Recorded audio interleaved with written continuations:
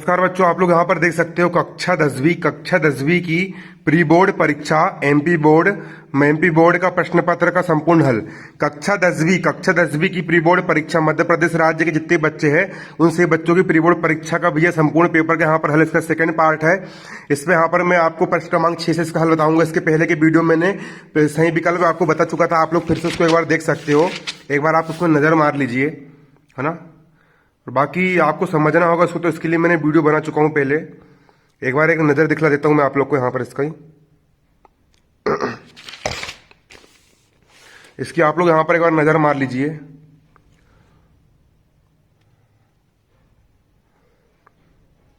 दोस्तों अभी थोड़ा भी वीडियो थोड़ा लेट लेकर के आया हूं मैं, उसके लिए माफ़ी चाहूँगा।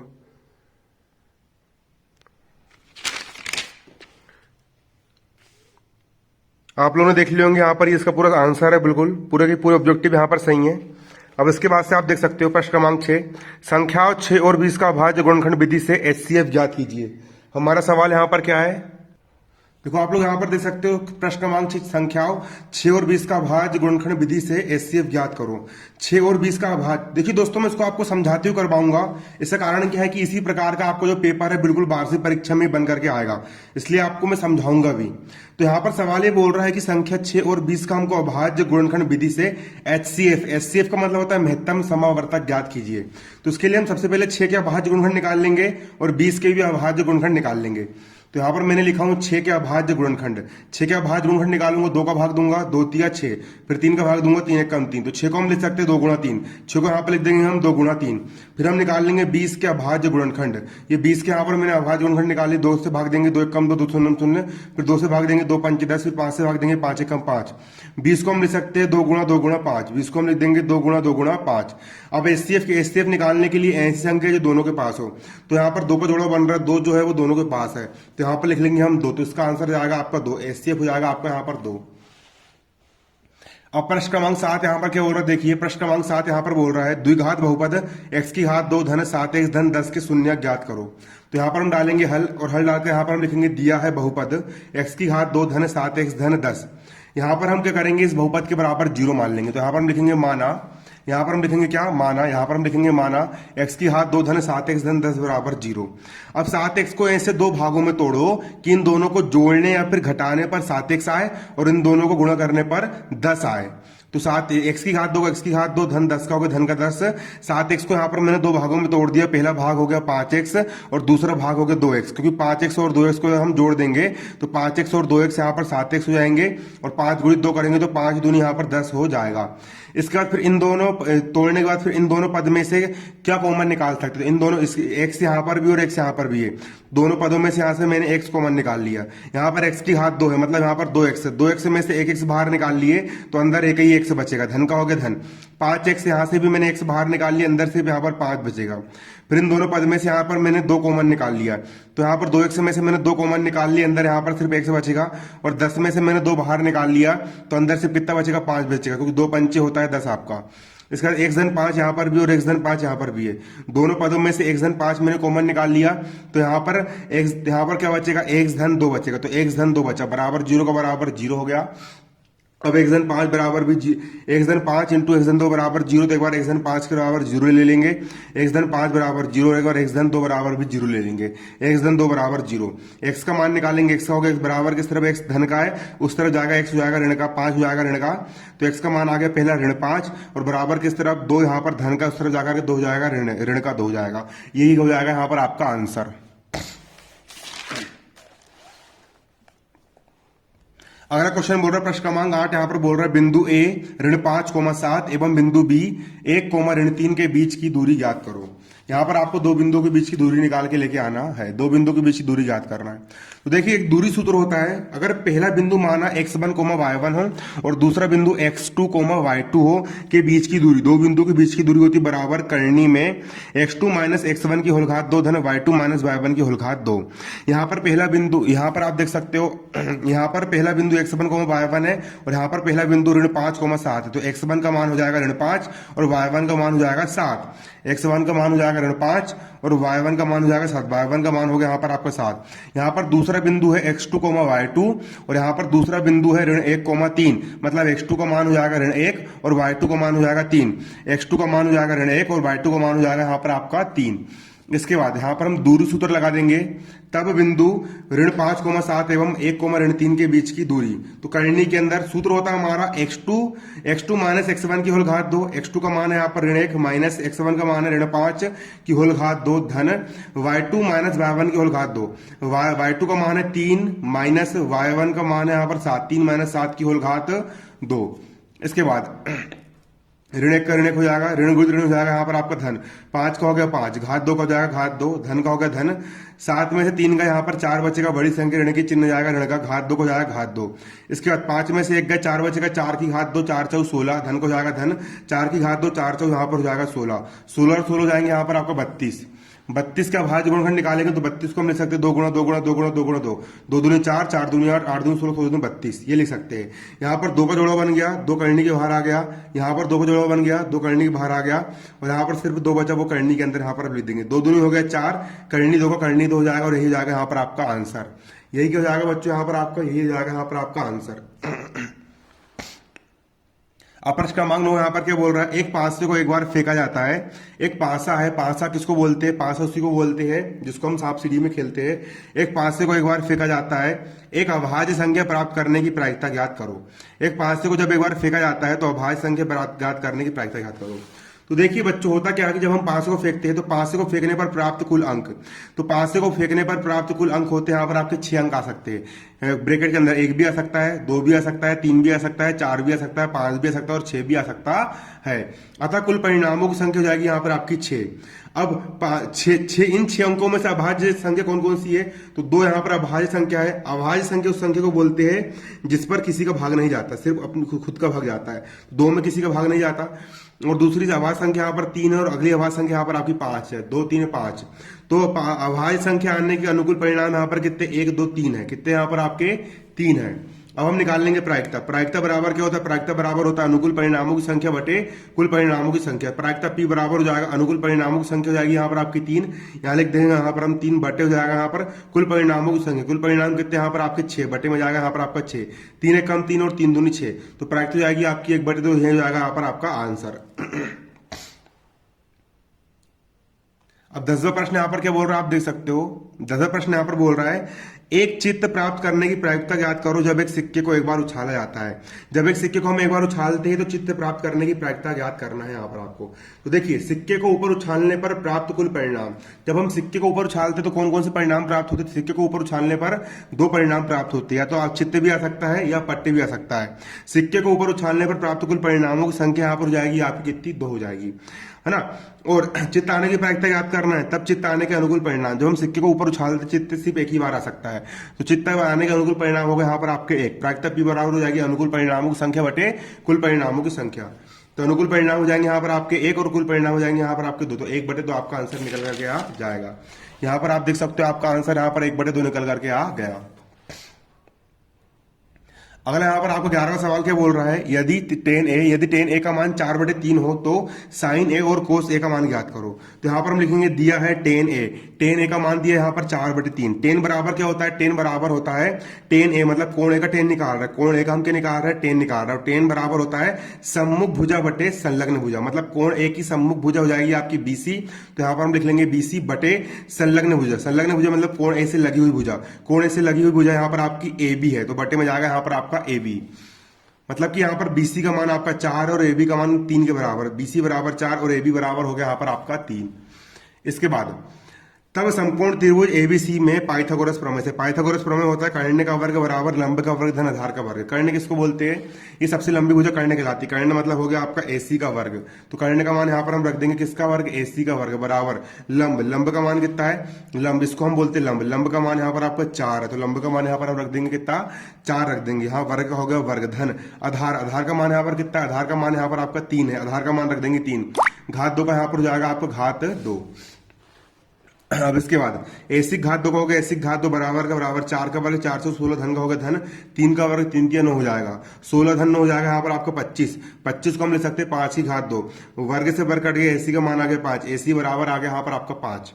अब यहाँ पर क्या याद करना सवाल ने बोला साइन ए का मान निकाल ली साइन बराबर होता है सम्मुख भुजा बटे कर्ण साइन ए बराबर क्या हो जाएगा सम्मुख भुजा सम्मुख भुजा मतलब कि कोण ए के सामने की भुजा बीसी ये सम्मुख भुजा हो जाएगी यहाँ पर आपकी क्या बीसी बटे कर्ण का मान यहाँ पर आपका एसी है तो कर्ण का मान रख देंगे बटे में यहाँ पर हम एसी बीसी का मान यहाँ पर आपका 4 है और एसी का मान यहाँ पर आपको 5 है आंसर आएगा 4/5 आंसर आगे यहाँ पर हमारा 4/5। अगला यहाँ पर हमको कोस ए का मान निकाल के लेके आना है तो कोस ए बराबर हो जाएगा आपका क्या कोस ए बराबर हो जाएगा आपका कोस बराबर होता है संलग्न भुजा बटे कर्ण संलग्न भुजा हो जाएगी यहाँ पर आपकी ए बी और कर्ण हो जाएगा आपका एसी तो कोस ए बराबर हो जाएगा यहाँ पर आपका ए बी बटे एसी ए बी का मान कितना है ए बी का मान यहाँ पर आपका 3 और एसी का मान यहाँ पर 5 है 3/5 यहाँ पर आपका आंसर हो जाएगा 3/5 ये होगा आपका दूसरा आंसर। अगला क्वेश्चन यहाँ पर क्या बोल रहा है आप देख सकते हो अगला 12वां क्वेश्चन यहाँ पर बोल रहा है उस बिंदु के निर्देशांक ज्ञात करो जो बिंदुओं ऋण 1,7 और 4,3 को मिलाने वाले रेखाखंड को 2:3 के अनुपात में विभाजित करता है। दोस्तों इसका एक सिंपल सा सूत्र होता है जैसे कि मान के चलो कि एक बिंदु P हो गया इसको समझाने के लिए मुझे रफ कॉपी का सहारा लेना पड़ेगा। जैसे कि एक बिंदु P हो गया जिसके निर्देशांक x, y है ना जो कि एक बिंदु A है जिसके निर्देशांक है x1, y1 और एक बिंदु B है जिसके निर्देशांक है x2, y2 को m1 अनुपात m2 के अनुपात में विभाजित करता है। यहां पर मैं आपको रफ कॉपी में समझाता हूं अच्छे से। मान के चलो आप देख सकते हो यहाँ पर एक रेखाखंड है ये एक होगा रेखाखंड एक बिंदु हो गया आपका A बिंदु A के निर्देशांक हो जाएंगे यहाँ पर आपके x1, y1 और एक बिंदु हो गया यहाँ पर आपका V बिंदु B के निर्देशांक हो जाएंगे यहाँ पर आपके x2, y2 और एक बिंदु P है यहाँ पर एक बिंदु P है जिसके निर्देशांक होगा x, y और बिंदु P है जो वो इस रेखाखंड को m1 अनुपात m2 के अनुपात में विभाजित करता है m1 अनुपात m2 के अनुपात में विभाजित करता है। तब x1 का मान निकाल लेंगे यहाँ पर x1 का मान निकाल लेंगे तो x1 का मान हो जाएगा m1 x2 यहाँ पर मान रख देंगे m1 x2 plus m2 x1 बटे में हो जाएगा यहाँ पर आपका m1 प्लस m2 ये हो गया यहाँ पर आपका x का मान हो जाएगा यहाँ पर आपका। अब इसके निर्देशांक y का मान निकालेंगे तो सूत्र होता है यहाँ पर हमारा y बराबर होता है m1/2 यहाँ पर लिख लेंगे हम क्या m1y2 प्लस m2y1 यहाँ पर लिख लेंगे हम m2y1 बटे m1 प्लस m2 तो यहाँ पर नीचे लिख लेंगे हम बटे में m1 प्लस m2 इस प्रकार से यहाँ पर हम लिख सकते हैं ये सूत्र बन जाएगा यहाँ पर हमारा। तो यहाँ पर हमने वही लिखे है कि माना बिंदु P x, y जो बिंदु A x1, y1 और बिंदु B x2, y2 को m1 अनुपात m2 के अनुपात में विभाजित करता है तब बिंदु P के निर्देशांक x बराबर सूत्र याद कर लेना m1 x2 plus m2 x1 बटे m1 प्लस m2 और y बराबर m1 y2 plus m2 y1 बटे m1 प्लस m2 है ना। तो यहाँ पर मैंने वही लिखा हूँ बिंदु P x, y के निर्देशांक जो कि बिंदु A x1, y1 और बिंदु B x2, y2 को m1 अनुपात m2 के अनुपात में विभाजित करता था। x बराबर हो जाएगा m1 x2 plus m2 x1 बटे m1 प्लस m2 और y बराबर हो जाएगा m1 y2 plus m2 y1 बटे m1 प्लस m2। अब यहाँ पर हम तुलना कर लेंगे तो यहाँ पर आप देख सकते हो यहाँ पर दो बिंदु पहला बिंदु यहाँ पर दिया है ऋण 1,7 और दूसरा बिंदु दिया है 4,3 तो ये बिंदु हो जाएगा ए बिंदु ए का मान है यहाँ पर x1, y1 और इस बिंदु का मान है ऋण 1,7 तो x1 का मान हो जाएगा ऋण 1 और y1 का तो x1 का मान हो जाएगा ऋण 1 और y1 का मान हो जाएगा यहाँ पर आपका 7 x1 का मान हो जाएगा ऋण 1 और y1 का मान हो जाएगा यहाँ पर आपका 7 और ये बिंदु आपका B है बिंदु B के निर्देशांक यहाँ पर x2, y2 है और यहाँ पर 4,3 है तो x2 का मान हो जाएगा 4 और y2 का मान हो जाएगा ऋण 3 x2 का मान हो जाएगा यहाँ पर कितना आपका x2 का मान हो जाएगा यहाँ पर आपका 4 और y2 का मान हो जाएगा यहाँ पर आपका ऋण 3 इसका यहाँ पर 2:3 है और यहाँ पर m1 अनुपात m2 है तो मतलब m1 का मान हो जाएगा 2 और m2 का मान हो जाएगा 3 तो यहाँ पर हम लिख लेंगे m1 का मान हो जाएगा 2 और m2 का मान हो जाएगा यहाँ पर आपका 3।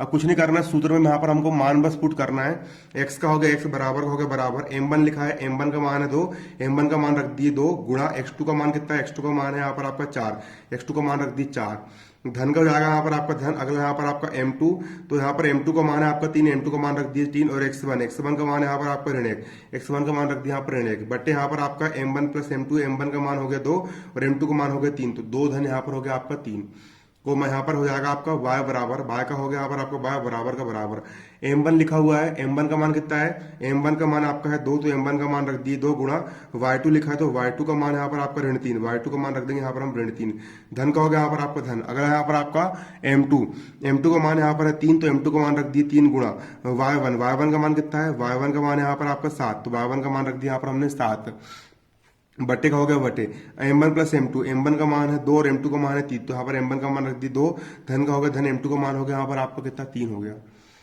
इसके बाद x का हो गया x बराबर का बराबर, 4 दूनी हो गया 8, धन गुणित ऋण हो गया ऋण, 3 एक कम हो गया यहाँ पर आपका 3, बटे का हो गया बटे 3 और 2 को जोड़ देंगे हो गया यहाँ पर आपका 5 कोमा, y का हो गया y, ऋण का हो गया ऋण, 3 दूनी हो गया 6, धन का हो गया धन, 7 हो गया यहाँ पर आपका 21, बटे का हो गया बटे 3 और 2 हो गया यहाँ पर आपके 5, 8 में से 3 गए बचा 5, बटे का हो गया बटे 5 का हो गया 5 कोमा, 21 में से 6 गए बचा यहाँ पर 15, बटे का 5 का बटे का 5, 5 में 5 का भाग दी 5 एकम हो गया 5, 5 एकम 5 5 थी 15, तो 1,3, 1,3, तो x का मान आ गया 1, y का मान आ गया 3, अतः बिंदु के निर्देशांक हो जाएंगे यहाँ पर आपके, देखिए अतः बिंदु के निर्देशांक हो जाएंगे यहाँ पर आपके 1,3 हो जाएंगे।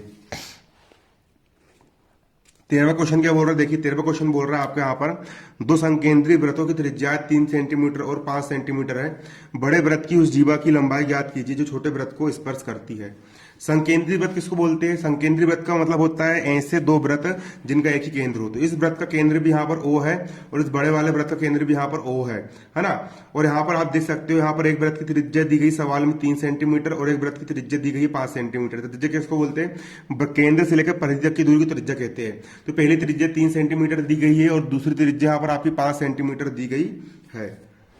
तो यहाँ पर आप देख सकते हो दो संकेंद्रीय वृत्त जिसका केंद्र O है और बड़े वृत्त की जीवा AB है। बड़े वृत्त ये जो बड़ा वाला वृत्त है, बड़े वाले वृत्त की जो जीवा वो AB है। जीवा किसको बोलते हैं, वृत्त की दो परिधि को मिलाने वाली दो रेखाखंड जीवा कहलाती है। तो AB यहाँ पर जीवा है, जीवा है ना। और ये जो जीवा है AB जीवा छोटे वृत्त को बिंदु M पर स्पर्श कर रही है। इस छोटे वाले वृत्त को ये वाली जीवा बिंदु M पर स्पर्श कर रही है, जो छोटे वृत्त को AM बिंदु पर स्पर्श प्रतिच्छेद करती है।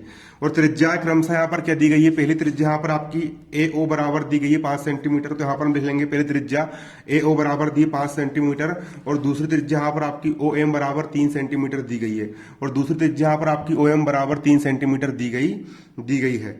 और यहाँ पर आप देख सकते हो OM जो है वो AB पर क्या है, लंब है, मतलब खड़ी है। तो यहाँ पर एक प्रकार से AMO समकोण त्रिभुज बना है। समकोण त्रिभुज में ये हो गया, इसका लंब हो गया 3 सेंटीमीटर, कर्ण हो गया यहाँ पर आपका 5 सेंटीमीटर और आधार हो गया यहाँ पर आपका AM, है ना। तो यहाँ पर आप देख सकते हो, यहाँ पर हम देखेंगे अर्थात समकोण त्रिभुज AOM में पाइथागोरस प्रमेय से। पाइथागोरस प्रमेय क्या होता है, पाइथागोरस प्रमेय मैंने अभी बताया था, कर्ण का वर्ग। कर्ण का मतलब यहाँ पर AO है, कर्ण का वर्ग हो जाएगा यहाँ पर आपका AO का वर्ग बराबर लंब का वर्ग। लंब का मान हो जाएगा यहाँ पर आपका OM, लंब का मान हो जाएगा यहाँ पर आपका OM का वर्ग धन आधार का मान हो गया यहाँ पर आपका AM, आधार का मान रख देंगे यहाँ पर हम AM का वर्ग, आधार का मान रख देंगे AM का वर्ग। इसके बाद OA का मान कितना है, OA का मान आप देख सकते हो, OA का मान यहाँ पर आपको 5 सेंटीमीटर है, OA का मान रख दी 5 सेंटीमीटर बराबर का बराबर। अगला यहाँ पर आपको OM का मान 3 सेंटीमीटर, OM का मान रख दी 3 सेंटीमीटर। इसके बाद 5 का वर्ग 5 25 बराबर का बराबर 3 का वर्ग 3 3 9, धन का हो गया धन, AM स्क्वायर को जाएगा यहाँ पर आपका AM स्क्वायर, बराबर किस तरफ 9 धन का है, बराबर किस तरफ डालेंगे तो 9 हो जाएगा यहाँ पर आपका ऋण का, 25 ऋण 9 बराबर AM स्क्वायर को जाएगा यहाँ पर AM स्क्वायर। इसके बाद 25 में से 9 का 16 बचेगा बराबर का बराबर AM स्क्वायर को जाएगा AM स्क्वायर। 16 को हम लिख सकते 4 की घात 2 बराबर का बराबर AM स्क्वायर को जाएगा AM स्क्वायर। वर्ग से वर्ग कट गया, AM का माना जाएगा 4 सेंटीमीटर, AM का माना जाएगा 4 सेंटीमीटर। AM का मान आप देख सकते हो, AM का मान आ गया यहाँ पर आपका 4 सेंटीमीटर, है ना। और जो जीवा होती है, जीवा, अब हमको यहाँ पर जीवा ज्ञात करना, छोटे वृत्त है ना, तो बोल रहे हैं यहाँ पर उस जीवा की लंबाई ज्ञात करो, छोटे वृत्त को स्पर्श करते, जीवा की लंबाई ज्ञात करना है। तो AM का मान आ गया यहाँ पर हमारा 4 सेंटीमीटर। तो जो जीवा जो होती है वो इसकी दुगनी होगी, AM की डबल होगी। AB जो होगी वो AM की डबल होगी। तो यहाँ पर हम लिख लेंगे AB जो होगी वो AM की दुगनी होगी। AB का हो गया AB बराबर का बराबर 2 का होगा 2, M का मान कितना, M का मान 4 सेंटीमीटर, M का मान रख दी 4 सेंटीमीटर, 4 दूनी 8 आ गया यहाँ पर, 4 दूनी कितना आ गया 8 सेंटीमीटर। ये होगा यहाँ पर आपका आंसर निकल करके आ गया। अगला सवाल क्या बोल रहा था, 14वां सवाल यहाँ पर बोल रहा है 6 सेंटीमीटर त्रिज्या वाले एक वृत्त के त्रिज्य खंड का क्षेत्रफल ज्ञात कीजिए जिसका कोण यहाँ पर 60 डिग्री है। यहाँ पर वृत्त की त्रिज्या आपको 6 सेंटीमीटर दी गई है और यहाँ पर आपको वृत्त का कोण दिया है 60 डिग्री दिया है। तो यहाँ पर हम लिखेंगे दिया है वृत्त की त्रिज्या r बराबर दिया है यहाँ पर आपका 6 सेंटीमीटर और यहाँ पर वृत्त का कोण थीटा बराबर दिया है 60 डिग्री। अब सिंपल सी बात है, यहाँ पर हम क्या करेंगे, अब सूत्र लगा देंगे त्रिज्य खंड का क्षेत्रफल। त्रिज्य खंड का क्षेत्रफल बराबर होता है थीटा बटे 360 पाई r स्क्वायर। थीटा का मान कितना, थीटा का मान है 60 डिग्री, थीटा का मान रख दी 60 डिग्री, बटे का हो गया बटे 360 का होगा 360, पाई का मान हो गया 22 बटे 7 गुणा त्रिज्या r का मान कितना, त्रिज्या r का मान है 6, त्रिज्या r का मान रख दी 6, घात 2 का हो जाएगा यहाँ पर आपका घात 2। अब काट देंगे यहाँ पर इसको जैसे वैसे उतार दे रहा हूँ पहले में, इसको यहाँ पर जैसे वैसे उतार दिया मैंने। यहाँ पर 0 0 कट गया, 6 कम 6 बटे 6 6 36, 1 बटे 6 आ गया, गुणा का होगा गुणा 22 बटे 7 का 22 बटे 7 गुणा 6 का होगा 6 गुणा 6, नीचे के 6 से ऊपर का 6 कट गया। उसके बाद 22 गुणा 6 बटे 7 है तो 22 गुणा 6 बटे यहाँ पर 7 हो गया। इसके बाद 6 दूनी 12 2 हासिल करके 6 दूनी 12 हो जाएगा यहाँ पर आपका 13 बटे में 7 का होगा बटे में 7 सेंटीमीटर स्क्वायर का होगा सेंटीमीटर स्क्वायर, यही हो जाएगा यहाँ पर आपका आंसर निकल करके आ जाएगा। तो अतः वृत्त के त्रिज्य खंड का क्षेत्रफल हो जाएगा आपको 132 बटे 7 सेंटीमीटर स्क्वायर है। 15वां सवाल यहाँ पर क्या बोल रहा है, देखिए 15वां सवाल यहाँ पर आपको बोल रहा है सिद्ध कीजिए कि कर्ण 3 एक अपरिमेय संख्या है। तो यहाँ पर इसको हम हल करेंगे, इसको विरोधाभास प्रमेय सिद्ध करते हैं, इसलिए इसको यहाँ पर हमको सिद्ध करना है कि कर्ण 3 एक अपरिमेय संख्या, तो हम इसको उल्टा मान के चलेंगे। इसके विपरीत मानना कि कर्ण 3 एक परिमेय संख्या है। और परिमेय संख्या किसको बोलते हैं, वह संख्या जिसको अंश बटे हर के रूप में लिख सकते हैं उसको हम परिमेय संख्या बोलते हैं। तो कर्ण 3 बराबर हो जाएगा a बटे बी, कर्ण 3 बराबर हो जाएगा a बटे बी, जहां पर ए और बी सहभाज्य संख्याएं है। सहभाज्य संख्या का मतलब होता है ऐसी संख्या जिसमें किसी का भी भाग नहीं जाता। कर्ण 3 का हो, कर्ण 3 बटे में कुछ नहीं, यहाँ पर मैंने बटे में 1 मान लिया, बराबर का हो गया बराबर a बटे बी का हो जाएगा यहाँ पर आपका a बटे बी। अब तिरक गुणा कर देंगे, इसका मल्टीप्लाई इससे, इसका मल्टीप्लाई इससे, 1 कम हो जाएगा a b इंटू कर्ण 3 हो जाएगा b कर्ण 3। तो यहाँ पर हो जाएगा आपका 1 कम हो गया और b इंटू कर्ण 3 हो जाएगा यहाँ पर आपका b कर्ण 3। अब दोनों पक्षों का वर्ग करने पर, दोनों पक्षों का यहाँ पर हम क्या कर देंगे, वर्ग कर देंगे, इसका भी वर्ग कर देंगे, बराबर का बराबर, उस वाले पद का भी हम कर देंगे यहाँ पर आपका वर्ग। ए स्क्वायर हो जाएगा आपका a स्क्वायर बराबर का बराबर, वर्ग से करनी कट गई, यहाँ पर सिर्फ 3 बचेगा और b की घात 2 हो जाएगा b की घात 2, 3 b की घात 2 हो जाएगा, 3 b की घात 2 बराबर बराबर 1 की घात 2 हो जाएगा यहाँ पर आपका 1 की घात 2। इसको समीकरण 1 यहाँ पर हम नाम दे देंगे। इसके बाद यहाँ पर b की घात 2 हो जाएगा, b की घात 2 बराबर किस तरह 3b स्क्वायर गुणे में पक्षांत करेंगे 3 हो जाएगा यहाँ पर आपके बटे में। एक प्रमेय होता है, अगर a की घात 2 में 3 का भाग जाता है तो a में भी 3 का भाग जाएगा। यदि a की घात 2 3 से विभाजित है, यदि a स्क्वायर 3 से विभाजित है तो a भी 3 से विभाजित होगा, मतलब कि a में 3 का भाग जाता है। तो यहाँ पर हम a बराबर 3 सी मान लेंगे, a का हो गया यहाँ पर a बराबर 3 का हो गया 3 और यहाँ पर c का चरपट मान लेंगे। अब a का मान यहाँ पर समीकरण 1 में रख देंगे, यहाँ पर हम समीकरण 1 यहाँ पर समीकरण 3b की घात 2 हो जाएगा यहाँ पर आपका 3b की घात 2, उसके बाद बराबर को जाएगा यहाँ पर आपको बराबर, यहाँ पर a की घात 2 और a का मान कितना है, a का मान है 3c, तो a का मान यहाँ पर हम रख देंगे कितना, a का मान रख देंगे यहाँ पर हम कितना, यहाँ a का मान है 3c, तो a का मान रख देंगे यहाँ पर हम 3c और घात 2 को जाएगा यहाँ पर आपको घात 2। इसके बाद 3b की घात 2 हो जाएगा, 3b की घात 2 बराबर 3 का वर्ग 3 3 9 c की घात 2 हो जाएगा c की घात 2। अब 9 c की घात 2 हो जाएगा, 9 c की घात 2 बराबर 3b की घात 2 हो जाएगा, 3b की घात 2 बराबर किस तरफ 9 जो है वो c स्क्वायर गुणे में पक्षांत करेंगे, 9 जाएगा यहाँ पर आपका बटे में, काट देंगे 3 कम 3, c स्क्वायर होगा, c स्क्वायर बराबर बराबर b की घात 2 हो जाएगा, b की घात 2 3 कम 3 3 तिया 9। अगर b की घात 2 3 से विभाजित है तो b भी 3 से विभाजित हो जाएगा, यदि b स्क्वायर 3 से विभाजित है तो b भी 3 से विभाजित होगा। अब यहाँ पर हम बोल रहे हैं कि a भी 3 से विभाजित है और यहाँ पर हम बोल रहे हैं कि b भी 3 से विभाजित है, मतलब कि a में भी 3 का भाग जाता है और b में भी 3 का भाग जाता है। जबकि यहाँ पर हमने बोले कि a और b सहभाज्य संख्या है। सहभाज्य का मतलब होता है वह संख्या जिसमें किसी का भाग नहीं जाता है। एक तरफ तो हम बोल रहे हैं कि इन दोनों में किसी का भाग नहीं जाता क्योंकि ये सहभाज्य है, और भाई दूसरी तरफ बोल रहे हैं कि हम a में भी 3 का भाग जाता है और b में भी 3 का भाग जाता है। तो दोनों बातें एक दूसरे का विरोध कर रही है, दोनों बातें एक दूसरे की उल्टी है, और दोनों बातें एक दूसरे का विरोध इसलिए कर रही है क्योंकि हमने शुरू में जो माना था कि परिमेय संख्या, ये हमने गलत माना था। अतः जब ये परिमेय नहीं है तो ये अपरिमेय संख्या होगी। इस प्रकार यहाँ पर हमने इसको सिद्ध कर दिए। तो यहाँ पर हम लिख लेंगे अतः a और b दोनों 3 से विभाजित है, परंतु ऊपर हम देख चुके हैं कि a और b सहभाज्य संख्याएं हैं। हमें यहाँ विरोधाभास प्राप्त होता है। हमें विरोधाभास इसलिए प्राप्त हो क्योंकि हमारी कल्पना गलत थी कि कर्ण 3 एक अपरिमेय संख्या, अतः कर्ण 3 एक अपरिमेय, हमारी गलत थी कि परिमेय संख्या, अतः कर्ण 3 एक अपरिमेय संख्या है। और ये हो गया यहाँ पर हमारा प्रूव्ड। इसके आगे का हल मैं जल्दी बना करके लेके आऊंगा, अभी तबीयत में थोड़ी खराब चल रही है।